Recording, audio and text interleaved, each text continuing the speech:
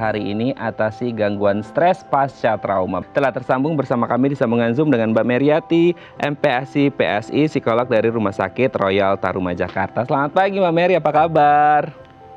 Baik, Mas Medi, apa kabar? Alhamdulillah baik juga Mbak Meri. Mbak, hari ini kita akan membahas salah satu hal yang mungkin banyak dialami orang tapi akhirnya mereka itu keep silent gitu. Mbak, sebelum kita membahas bagaimana cara mengatasinya, yang dimaksud dengan trauma ini apa sih Mbak Meri?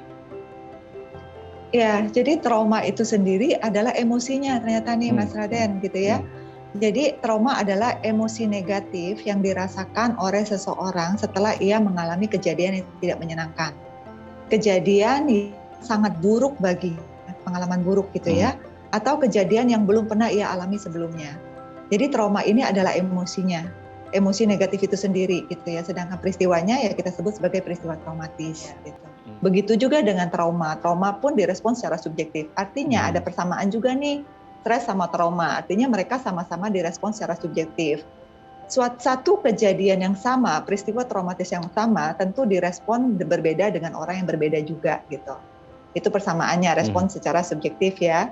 Perbedaannya di sini nih, kalau stres, kalau sumber stresnya udah nggak ada, stresnya hilang, gitu. Tapi kalau trauma, peristiwa traumatisnya udah lewat, emosi negatifnya masih nempel.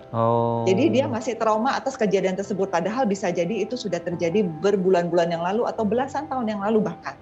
Kondisi seperti apa sih Mbak yang disebut dengan gangguan stres pasca trauma? Berarti ini kan sudah stres, terus trauma. Wah, ini kayaknya kondisinya sangat mengkhawatirkan sekali. Gimana nih Mbak Meri? Benar-benar. Jadi kondisi trauma itu kan emosi negatif.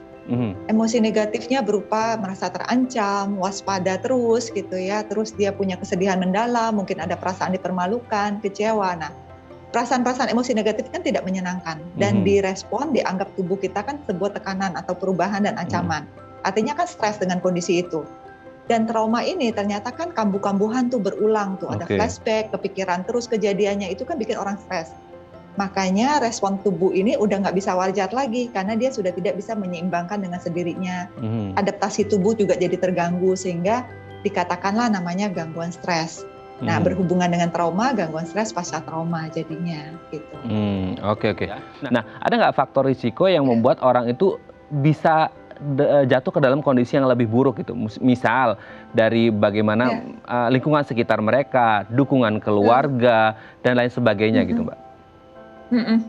Benar. Jadi ada faktor yang memang membuat seseorang itu rentan mengalami gangguan stres pasca trauma gitu ya. Kita lihat dari 3 faktor, multifaktor. Faktor biologisnya, faktor psikologis, dan juga faktor sosial. Gangguan stres pasca trauma ini ada tingkatannya nggak sih Mbak? Maksudnya dari tingkat yang ringan, ke sedang, hingga yang keberat.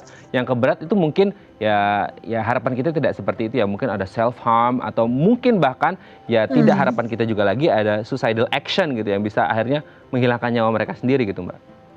Iya. Jadi kalau gangguan stres pasca trauma sendiri nggak ada tingkatannya gitu ya. Namun ada yang perlu kita perhatikan. Kalau mengalami peristiwa traumatis, itu ada namanya stres yang reaksi awal wajar yang tadi tuh 1-3 hari dia bisa hilang sendiri. Setelah peristiwa berlalu dia bisa hilang sendiri. Itu reaksi awal stres yang memang wajar. Ada juga yang namanya gangguan stres akut. Dia stres setelah peristiwa traumatis itu, tapi gejalanya 4 sampai dengan 1 bulan itu dia bisa hilang sendiri. Gejalanya hampir sama dengan gangguan stres pasca trauma. Tapi kalau gangguan stres pasca trauma itu sendiri, itu akan lama sekali gejalanya. Bisa sampai bertahun-tahun, bisa sampai belasan tahun gitu. Jadi sampai mengganggu sepanjang kehidupannya gitu. Oleh karena itu makanya bisa memunculkan gangguan mental lainnya gitu ya. Seperti depresi, punya keinginan untuk mengakhiri hidup. Karena kan lelah ya dengan kondisi tertekan tersebut gitu. Atau bisa jadi juga depresi ini bukan sebagai akibat tapi penyebab. Jadi sebelumnya memang sudah ada depresinya dulu sehingga membuat dia mengalami gangguan stres pas trauma ini gitu. Baik, terima kasih Mbak Meri. Sehat-sehat terus. Salam untuk keluarga di rumah dan salam untuk teman-teman di Rumah Sakit Royal Taruma Jakarta. Selamat pagi Mbak Meri. Terima kasih Pak Sadar.